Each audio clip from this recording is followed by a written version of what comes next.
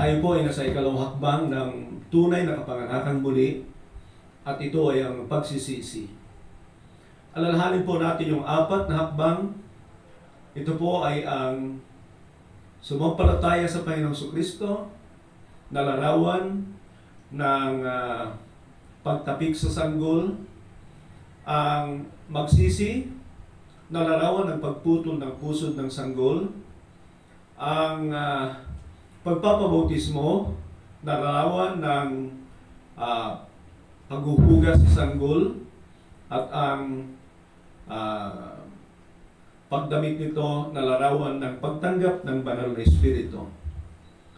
Meron po ako sinabi nung nakaraan na para madaling maalala ay sabihin ng sumama tayo B. Sumampalataya sa Panginoon Jesucristo, magsisi sa tungo sa Panginoon, magpabautismo, at tanggapin ang banal na Espiritu. Sa wikang Ingles ay believe, repent, be baptized, receive the Holy Spirit, at kapag kainalala natin ay BR.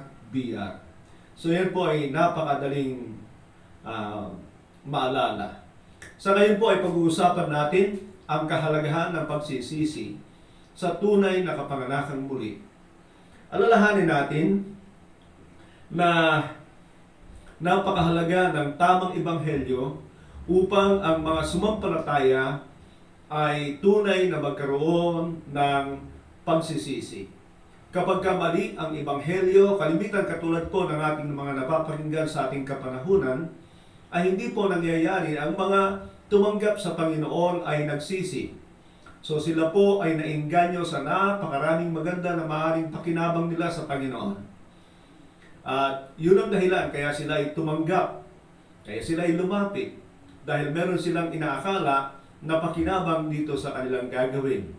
Pero alam natin ang problema. Alam niyo, wala namang problema sa pakinabang sapagkat sa kaharian ng Diyos, lahat ay ibibigay ng Panginoon ng pangangailangan natin. Pero ang mahalaga kasi ay yung masolusyonan ang problema ng tao at wala iba na tugon ng tao dyan kundi ang tunay na pagsisisi. Ang mga naunang mga ngaral mula kay Juan Bautista, mula nung siya mangaral, ang kanyang sinisigaw ay pagsisihan ninyo talipdan ang inyong mga kasalanan sapagkat malapit na ang paghahari ng Diyos. Ganon din ang pangangaral ng Panginoon sa Mateo 4:17, Mateo 4:2 kay Juan Bautista. Pagkatapos ay makita natin na sa buhay ni Pedro, napuspos ng banal na Espiritu. Nung siya'y tanungin kung anong gagawin ng mga tao, ang kanya ring sinabi sa kanila ay, repent and be baptized, every one of you, in the name of Jesus Christ, so that you may receive forgiveness and that the Holy Spirit may come in. So makikita natin, lahat sila ay nangangaral tungkol sa pagsisisi. Ano ba bang ating mensahe sa ating kapanahunan? Bahagi ba ito ng ating ebanghelyo? O kaya ay kasama na tayo doon sa mga nangangaral ng mga magagandang pang-engganyo sa tao na kung saan ang mga nasa sa ating iglesia ay hindi kailanman nagkaroon ng tunay na pagsisisi at hindi po sila dinapuan ng banal na Espiritu. Yan po ang kahalagahan ng mga hakbang na ito. Kailangan maging tama mula sa pananampalataya, alam ng Diyos ang puso ng mga taong ito. Mula sa pagsisisi, alam ng Diyos kung totoo ang kanyang pagsisisi. At doon sa kanyang bautismo, ang Diyos ang maglilinis at ang Diyos ang magseselya sa pamamagitan ng kanyang banal Espiritu kung lahat ay tama. Kaya nga po sinasabi ko na lahat ng ito ay nagpapasimula sa pagpapaliwanag natin sa kanila sa Ebanghelyo. Ngayon po, maging si Apostol Pablo ay sinasabi niya na sa kanyang pangangaral ay laging kasama ang paghimok na magsisi ang tao. Ganito po ang sabi ni Pablo sa Aklat ng Gawa 20:21. I have declared to both Jews and Gentiles or Greeks that they must turn to God in repentance and have faith in the Lord Jesus Christ. Sa 26:20 na Aklat ng Gawa, first to those in Damascus, then to those in Jerusalem, and in all Judea, and then to the Gentiles, I preached that they should repent and turn to God and demonstrate the repentance by the deeds. Alam niyo po, kung gusto nating makuha lahat ng mga kahulugan ng pagsisisi, puntahan mo lang lahat ng mga salita na sinabi at kung ano yung mga reaksyon ng mga tao na nakapakinig ng mga pangaral tungkol sa pagsisisi. Ano nga ba ang tatlong uri ng pagsisisi? Nais kong maunawaan natin ang bagay nito. Sapagkat sa Biblia, hindi lahat ng pagsisisi ay tinanggap ng Diyos. Tandaan po natin yan. Baka naman yung ating pagsisisi ay hindi rin tinanggap ng Diyos. Kundi ito ay parang naging kabilang lang tayo doon, pero siguraduhin ko po sa inyo, kapag hindi tinanggap ng Diyos ang ating pagsisisi, magresulba ito sa hindi pagdapo ng Banal Espiritu o hindi pagtanggap ng Banal Espiritu ng isang tao.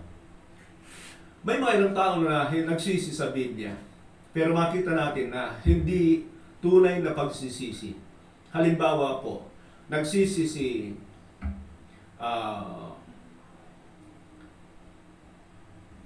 Esau. Si Esau po ay nagsisi ayon sa aklat ng Hebreo 12:15 hanggang 17. Pero ang kanyang pagsisisi sa wikang Ingles ay it is a regret.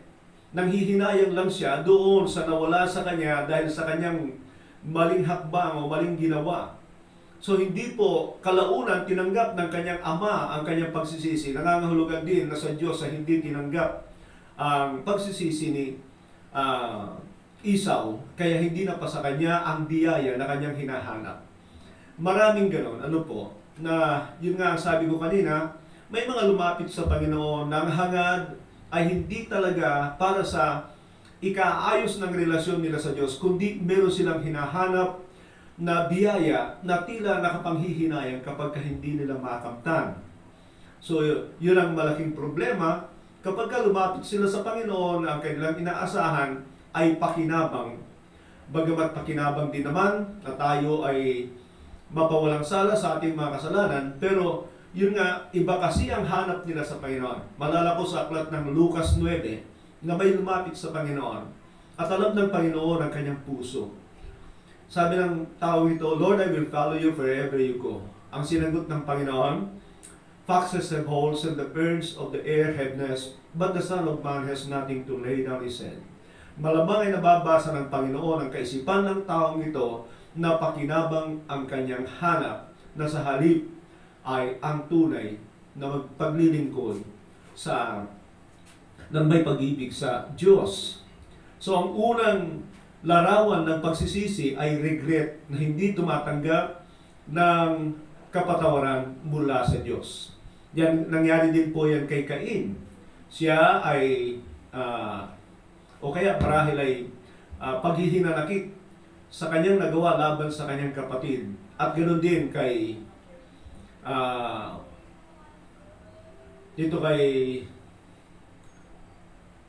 sa alagad ng Panginoon na si Judas. Sorry po.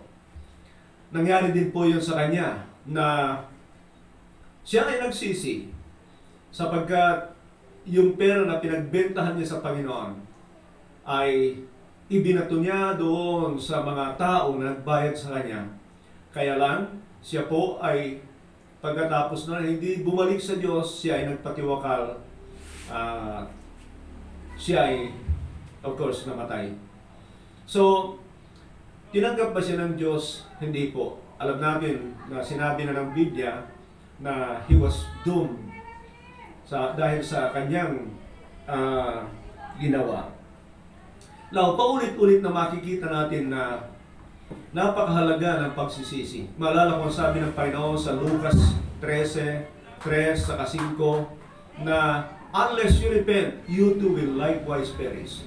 May mga ilang tao doon na akala nila karapat-dapat na sila sa Diyos dahil sa kanilang mga pamumuhay kumpara sa mga tao na nabagsakan ng Torres sa Siloe, na inihandog ni Herodes sa kanilang mga dugo. Pero yun nga sinabi ng Panginoon sa kanila, do you think na higit na makasalanan ng mga taong ito dahil sa kanilang mga sinapit? Hindi. Ngunit hanggat hindi kayo nagsisisi, mapapahamak din kayo. So, makikita natin na napakahalaga ng pagsisisi sa paglapit sa Diyos. Meron pong utos ang Biblia. O kaya, alam natin na yan ang unang utos ng Panginoon na pagsisisi. Repent, for the kingdom of God is at hand. Akala natin ay sinabi lang ito ng Panginoon ng ganon. Pero kalaunan, sa Aklat ng Gawa 17:30 ay sinabi ang ganito: matagal na pinalagpas ng Diyos ang katigasan ng ulo ng mga tao, subalit ngayon ay pinag-uutos niya sa lahat na magsisi. Ikaw ba ay nagsisi nung ikaw ay lumapit sa Diyos? Nung tinanggap mo ang Panginoon?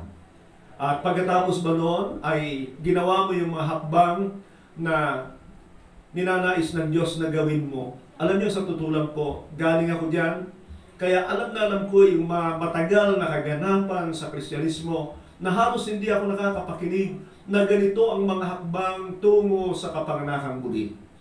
So, yan pa rin ang ginagawa ng marami hanggang sa kasalukuyan. Kaya ako po ay labis na nag-aalala. Kaya ako hindi natatakot na sabihin ang mga bagay nito sapagkat ito ang kailangan ng ating kapanahunan. Sinabi ko nga na hindi maaaring ang Panginoon ay darating na lang at pagkatapos ay nananatili, na ito ang laganap na aral sa mga Kristiyano. Tanggapin mo lang si Kristo, ligtas ka na. Tanggapin mo lang ang Panginoon, anak ka na ng Diyos. Alam niyo po, yan ay napakadelikado sapagkat yan ay ibang mabuting balita. Hindi po dadapuan ng Banal Espiritu at nakikita natin ang resulta sa buhay ng marami na hindi talaga tumanggap ng pagsisisi.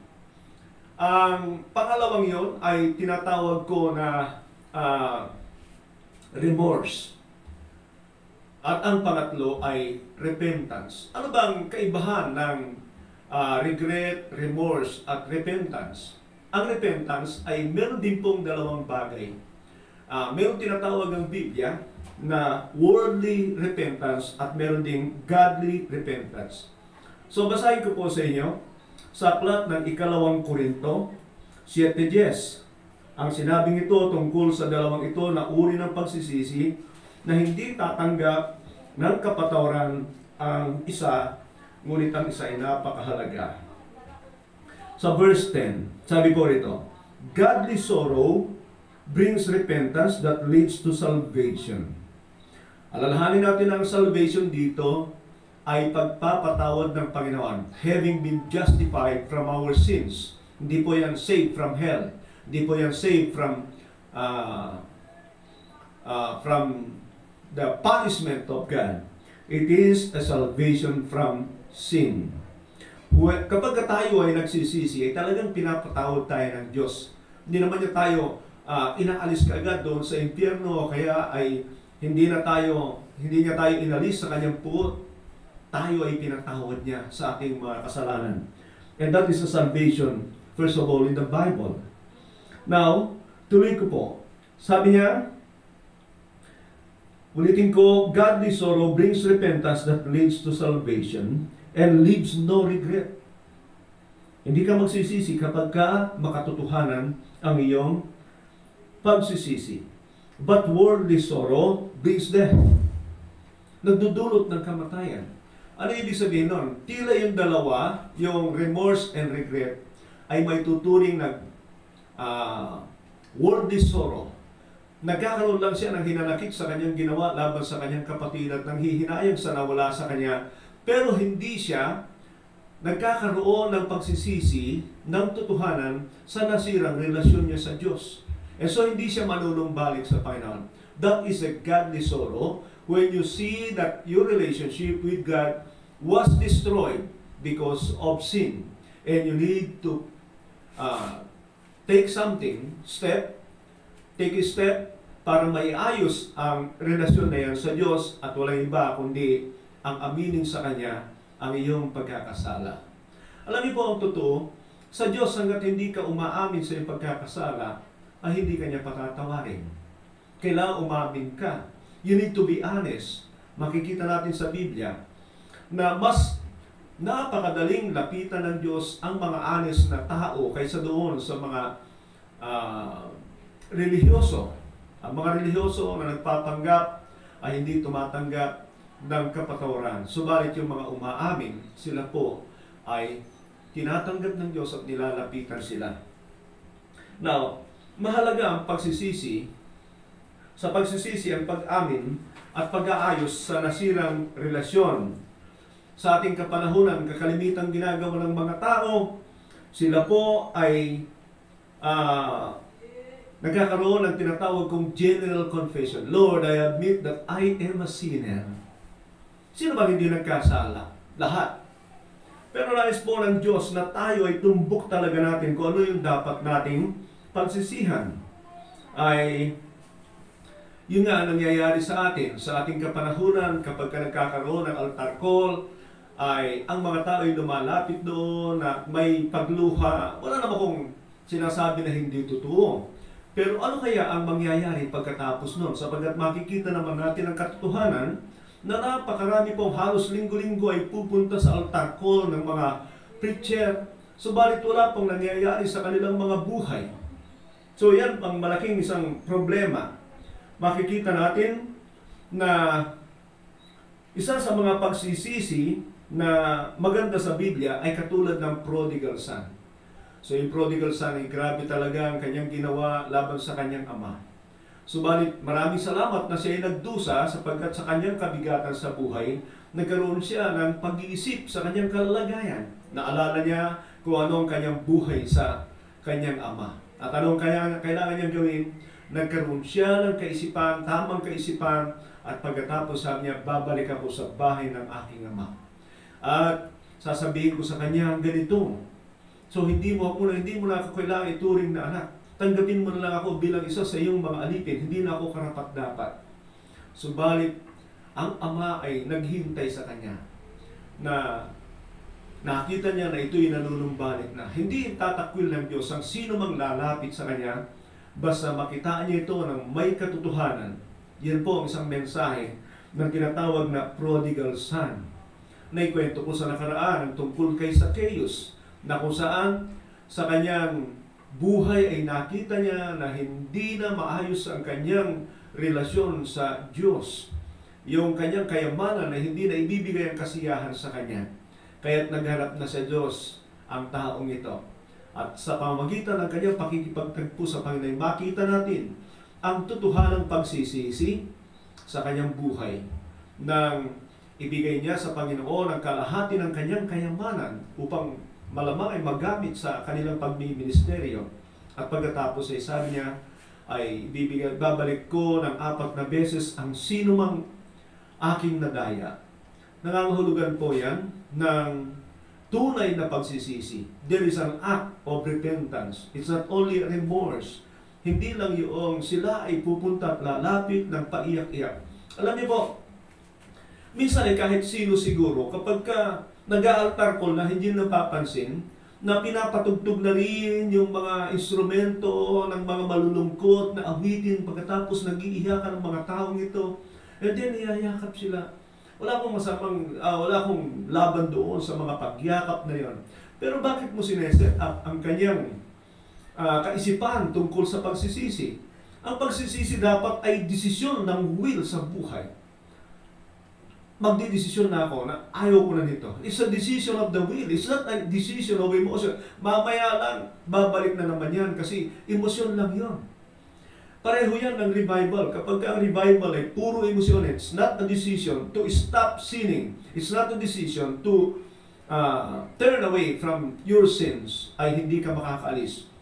Malamang sigurado, mga ilang linggo lang, ilang araw lang, yung mga revival na yan ay wala na sapagkat nababase sa emosyon. Ang maganda ay ganito. Halimbawa, nag-altar call o kaya ay meron dumating sa evangelistic meeting at ang taong ito ay habang nakikinig, bigla na lamang pong nagpaalam sa nag-imbita sa kanya. Sabi niya, Brad, uwi na ako. Sabi ng tao na nag-imbita sa kanya, hindi mo tatapusin ang gawain? Sabi niya, hindi. Kasi, alam mo, dahil sa napakinggan ko, ay gusto kong iayos ang aking buhay. Halimbawa, siya accountant, at sasabihin niya, uwi na ako sapagkat meron akong mga ilang ginawa sa aking report. At kailangan kong ayusin ang report na yun sapagkat ako ay inuudyukan ng Banal na Espiritu na kailangan kong ayusin ang aking buhay. Yun po ay mas maganda. Hindi nga tinapos ang evangelistic meeting na yun, pero umuwi na siya para gumawa ng pagsisisi. Kaysa doon sa marami na tinapos ang meeting, papunta sa harapan, paiyak-iyak, pero mamaya ay walang pagbabago sa kanilang mga buhay. Alam niyo po, meron po akong karanasan tungkol sa bagay nito. Noong araw po, hindi pa po ako pastor. Ako po ay nag-a-assist sa aming pastor. Isang araw, hindi po ito Sunday, ay kami ay nasa aming lugar ng gawain. May dumating po doon na akala ko noon ay talagang mag-asawa. Dahil huli na po ako dumating sa gawain. Medyo mabilis lang po yung aking paglago at ako'y naging manggagawa sa iglesia. Ang nangyari ay ganito. Yung dalawang yon na magkasama sa buhay ay kinausap ang aming pastor. Sabi nila, doon ko nalaman na ganito pala ang kwento ng kanilang buhay. Na si Brother Boy, pagpaumanhin niya na yan ang binigay kong pangalan sa kanya, ay galing sa kulungan at habang siya nasa kulungan ay naging pen pal niya ito. Yan po ang uso ng araw. Naging pen pal niya ito si Sister Grace. At pagkatapos ay nung siya lumabas sa kulungan ay nagsama sila. Pagkatapos ng kanilang pagsasama ay nakapakinig sila ng mabuting balita at nag-a-attend sa church. Subalit, meron palang problema. At yun ang nalaman ko ng araw na yun. Nasabi nila, ito ang kwento ng aming buhay, Pastor. Ako po ay nakulong at yun nga, siya ay naging kapenpal ni Sister Grace habang siya ay nasa kulungan. Paglabas sila ay nagsama. Pero ang totoo, meron palang pamilya si Brother Boy at meron din pamilya si Sister Grace. Pero dahil sa salita ng Diyos, sila ay tunay na nagsisi. Hindi sila nag-away, naging maayos ang kanilang paghihiwalay, kailangan lang sila bumalik na pareho sa kanilang mga pamilya. Hindi na ipinagpatuloy ang kanilang ginagawa. Na doon nga sila nakakilala, pero nagkaroon sila ng conviction na kailangan nilang bumalik sa kanilang pamilya. Wala na akong narinig hanggang ngayon, pero yun po ang isang bagay na magandang halimbawa ng tunay na nagsisisi. Meron pong nangyayari sa kanilang mga buhay. Ay makikita natin na maging sa Gawa 19, 17 hanggang 19, meron pong mga nakapakinig ng salita ng Diyos diyan. Sila po ay mga manggagaway, gumagawa ng mahika. At sila ay nagkaroon ng pagsisisi. Alam niyo po, ang kwento diyan ay napakalaki ng halaga ng kanilang sinunog na ginagamit nila upang mapagkakitaan. Meron po tayong kilala na may-ari ng mga hotel dito sa Manila na kung saan ay pagkatapos tunay na sumampalataya sa Panginoon ay tinigil niya ang kanyang napakalaking pinagkakakitaan ng mga hotel upang sa gayon ay maiayos ang kanyang buhay sa Panginoon. So yun po isang bagay na napakahalaga sa pagsisisi. Maalala ko nga po, sabi ng Panginoon, kung ang dahilan ng iyong pagkakasala, ang iyong kanang kamay, putulin mo ito at itapon. Kung ang dahilan ng iyong pagkakasala, ang iyong mata, dukitin mo ako, ito at itapon. Maaaring hindi ito literal, sapagat kahit dukitin mo ang iyong mga mata, ay pwede kang magkaroon ng masamang kaisipan. Pero makikita natin ang bigat ng kasalanan na kung maaari ay alisin mo ang bahagi ng iyong katawan na nagiging sanhi ng iyong pagkakasala kaysa sa buong katawan na itatapon sa impyerno. So meron pong kabayaran ng kasalanan na kahit sa ngayon na kung kailangan mong gawin ang mga bagay na ito ay kailangan mong gawin. Yan po ang mensahe ng bagay na yan. Napakaraming mga pagsisisi sa Biblia. I can name a lot of them. Pero alam niyo po, napakahalaga na pagkatapos ng pagsisisi, ano nga bang ginagawa nila? Sapagkat ang alam ko sa pagsisisi, hindi lang yung panahon na sila ay umiiyak sa paglapit nila sa altar call, kundi sila ba ay totoong nagsuko ng kanilang mga buhay sa Diyos. Kasama niyan, marahil ay sasabihin natin, isinuko ba nila ang kanilang mga Diyos-Diyosan? Uuwi ba sila na handa ng ayusin ang nasira nilang relasyon sa Diyos? Magpapabautismo nga ba sila? Sila nga ba ay magpapasimula na ng bagong buhay? Ipaprioridad na nga ba nila ang Diyos sa kanilang mga buhay?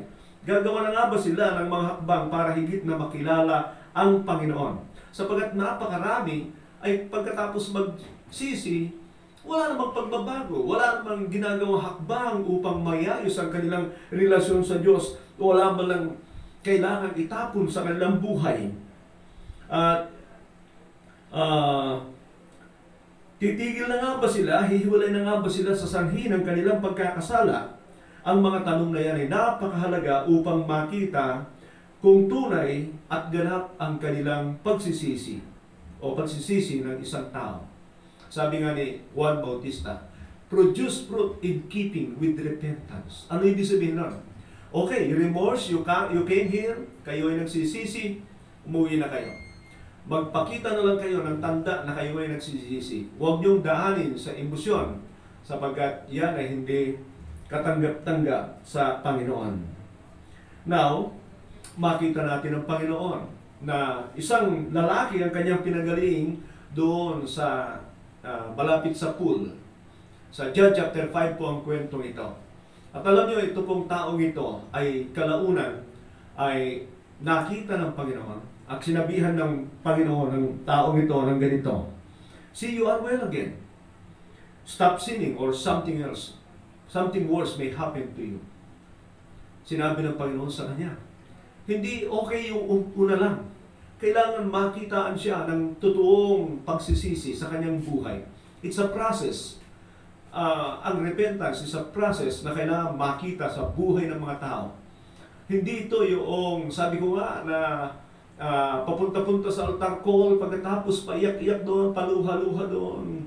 Next week, yun pa rin ang buhay. Mamaya, isang taon na napabalik-balik sa altar call, wala namang pagsisisi, walang pagbabago.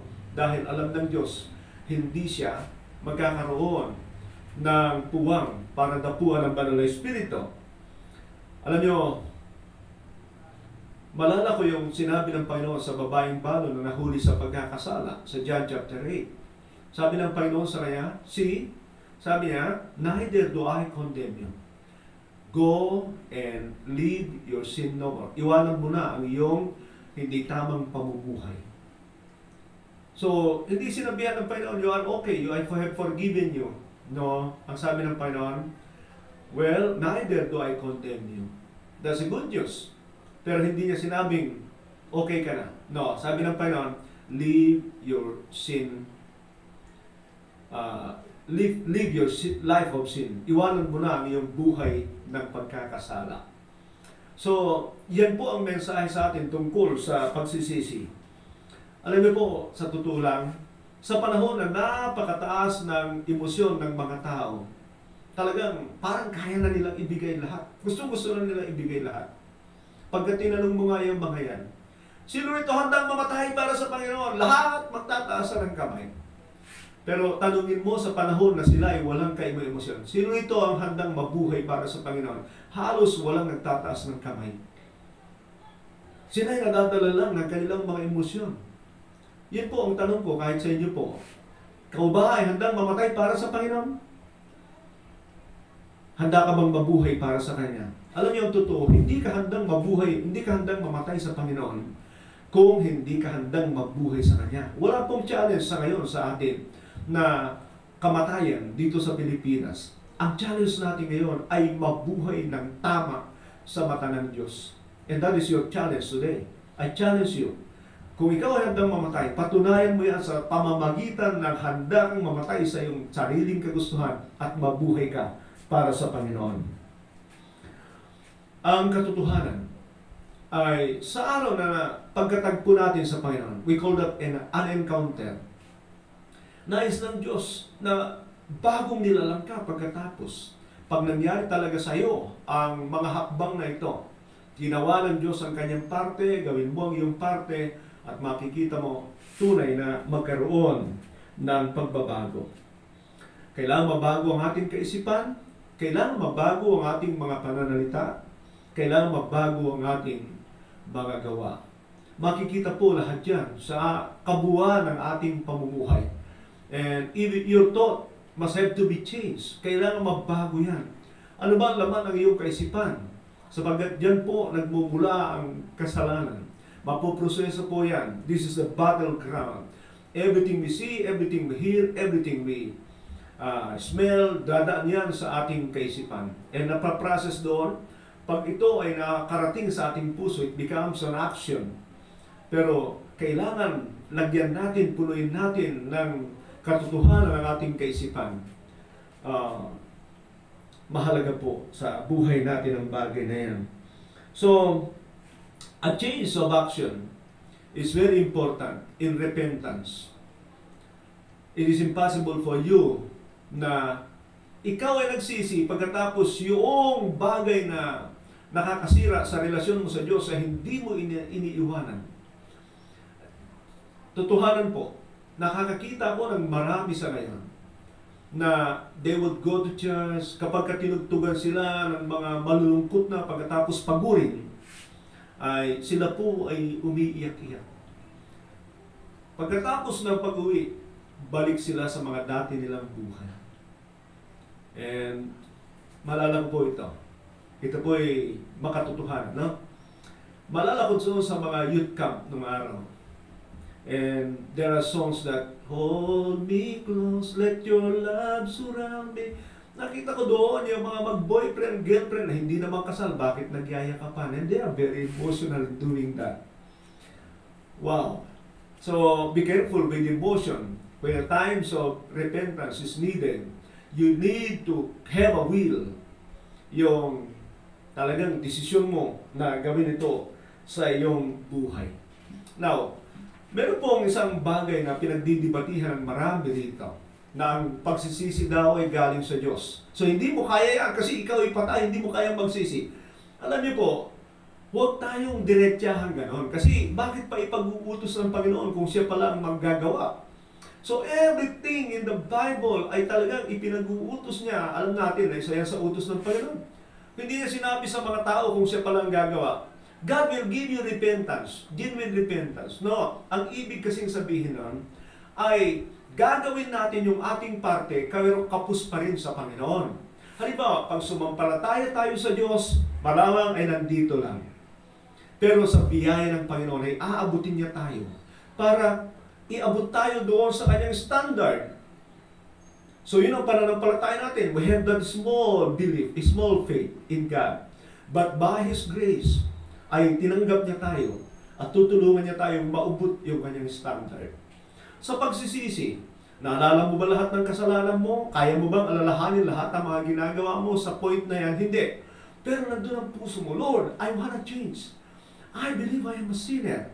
Kailangan ko, O Diyos, ang iyong tulong sa akin. And there is the grace of God. Aabutin ka ngayon ang biyaya ng Diyos at ikaw ay i-elevate niya. Itataas ka niya doon sa antas ng pamantayan ng Diyos. See? So, lahat ng bagay na ito ay kailangan natin ng biyaya ng Diyos. Tinulungan tayo ng Diyos actually. Pero kailangan din natin ng parte. Everything, mga kapatid, ay meron tayong parte. Hindi pwedeng gawin niya ng Diyos para sa iyo. Dahil ipinagutos niya. Sumampalataya kayo sa Panginoon. Magsisi kayo. Pagsisihan ninyo talit na bakit pa manggagalaiti ang Panginoon sa pagkakasala ng tao kung siya pala ang gagawa.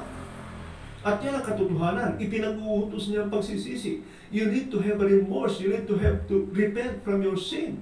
Pero kulang po yan sa standard ng Diyos. Pero aabutin ka ng biyaya ng Panginoon upang itaas ka niya doon sa standard na kailangan mong abutin. And that is the grace of God. Did you serve yourself? Did you save yourself? No. It was by the mercy of God. So makikita nyo, pag ikaw ay nagpabautismo, kailangan mong gawin. Hindi ikaw ba naglinis sa kasalanan mo? Hindi. Sa iyong bautismo, kailangan mong gawin at doon ka lilinisin ng Diyos sa iyong mga kasalanan. Makikita niyo yan sa aking pagpapaliwanag. Sa mga talata na ipapakita ko sa inyo doon sa pagpapabautismo. Napakahalaga po niyan. Pero, meron kasing sinabi ang Biblia na minsan na ganun. Minsan lang sinabi. At ito ay nasa aklat ng 11:18 ng aklat ng Gawa. I think ito yung panahon na si Pedro ay galing sa mga sa bahay ni Cornelio. At pagkatapos ay tinuligsa siya ng kanyang mga kasama. At pagkatapos ay nagpaliwanag si Pedro. And ito po yung sabi sa Acts 11:18. Tingnan niyo po kung totoo at tama itong sinasabi ko. I'm talking here about an interpretation coming from the Bible. Kailangan alam natin. So, tinutiligsa si Pedro, bakit ka lumapit doon? Sabi niya, alam niyo, nagpaliwanag si Pedro. At alam sa kanila na actually ay ayaw niya, kaya lang ang Diyos ang nagbigay sa kanya ng pangitain. So, nagpunta siya doon with some men with him. At habang siya nagsasalita pa lamang dito sa sambahayan at mga kaibigan ni Cornelius ay binabaan sila ng banal na espiritu. So sabi niya, so ano gagawin ko? Iniutos ni Pedro na bautismuhan ng mga tao yan. Nung marinig ito ng mga tumutuligsa sa kanya, ay ito ang kanilang sinabi. When they heard this, they had no further objection and praised God, saying, so then, even the Gentiles, God has granted repentance that leads to life. Pero sabi ko nga, mga kapatid, it was not of God's everything. Hindi trabaho lahat ng Panginoon. Nagsisi ang mga taong ito. Dumugol sila marahil sa panawagan ni Cornelius sa kanyang sambahayan at sa kanyang mga kaibigan kamag-anak. Halika kayo, may nakita akong pangitain at ito ang gagawin ng Diyos. Meron siya ipinapatawag na isang lalaki na gangalang Pedro. Darating siya rito. At ang Diyos ng Israel na, alam nyo, he was a God-fearing. Maraming mali sa buhay ni Cornelio nung una. But he have that. Sapat ba yun? Hindi. Kailangan pa rin niyang makapakinig ng ebanghelyo mula kay Pedro. So naabot ba nitong mga taong ito ang pamantayan ng Diyos? Hindi. It was God. So it was God who granted them enough repentance na nasa standard ng Diyos. Pero, huwag nating isipin na walang parte ang tao. Kasi, magkakaroon na naman ng paglalaban-laban ng mga talata at tayo, namili lang tayo ng iisa. One time lang sinabi ito na ang Diyos ang nagbibigay ng pagsisisi. Ito ay naibulalas lang ng mga taong ito na tumutulig sa kay Pedro. Kaya maging maingat tayo sa bagay na yan. Minsan lang binanggit yan na ang Diyos ang nagbibigay ng pagsisisi. Now, makita rin natin sa Biblia na ilang tao ang ayaw magsisi. I think kung kilala niyo si Felix, nakapakinig kay Pablo, he was so convicted. And dinideny niya ang kanyang conviction. Ayaw niya. So, kasalanan ba ng Diyos yun dahil hindi siya nagsisi? No, ayaw niya. Sino pa? The rich young man na lumapit sa Panginoon. Sabi niya, what must I do to inherit the kingdom of God? Sabi ng Panginoon sa kanya, obey the commandments. Oh, I have done all these things since my youth. So sabi ng Panginoon sa kanya, well, go sell your possessions, give it to the poor, and then come and follow me. Bagamat ang pinapakita ng Panginoon doon, hindi talaga nakakasunod sa kautusan, at ang kanyang Diyos ay ang kanyang kayamanan, makita natin na tinanggihan niya, hindi siya nagsisi sa bagay na yan. Hindi niya nagawang magsisi. Mga kapatid, nais kong magsara sa panawagan sa atin. Kung ikaw man ay kabahagi ng mga mananampalataya, alam mo, ang huling panawagan ng Diyos sa iglesia, sa aklat ng pahayag, is repent. 5 doon. Sa mga tunay na iglesia po yan, there were the churches of God, churches of Christ. Yung 5, maliban sa iglesia ng Smyrna at Philadelphia, yung 5 mula sa Ephesus, Sardis, Thyatira, Laodicea, hindi ko maalala yung isa. Lahat yan ay tinawagan ng Panginoon, magsisi na kayo. At hindi po tayo ligtas sa panawagan ng Diyos na pagsisisi kung meron po tayong ginagawang kasalanan. Nakikita ko sa huling panahong ito, na katulad ng mga Israelita, bago sila ipinadala ng Diyos sa pagpaparusa sa pagkabihan, ay lagi nilang kiniklaim ang kagandahan ng kanilang relasyon sa Diyos, ang kagandahang loob ng Diyos para sa kanila. Hindi sila nagsisisi na siyang panawagan ng mga propeta sa kanila. Ganyan din ang mangyayari sa mga huling araw nito. I'm not a prophet, but I see na maraming tao, rather than magsisi sa kanilang mga kasalanan, mga mananampalataya, ibig sabihin, mga nag-church, sa halip na sila magsisi, ay lagi nilang kiniklaim yung kanilang magandang relasyon, yung magandang gagawin ng Panginoon, yung magandang pangako ng Diyos sa kanila. No, kailangan nating mag-isip sa ating buhay. Yung mga kaganapan sa mga huling araw na ito ay paraan ng Diyos para makita natin na hindi tayo pwedeng magdepende sa ating sarili, but as well, kailangan tayong mag-ayos. Tingnan niyo po ang aklat ng pahayag. Yan po ang mensahe sa atin. Ang sino mang magtatagumpay saan? Laban sa kasalanan, ay siyang makakarating sa kanyang kahirapan. Nangangailangan ba tayo ng tunay na pagsisisi? Huwag tayong maging matigas. Ang Diyos naman ay mapagpatawad. God bless. Magandang araw po sa lahat.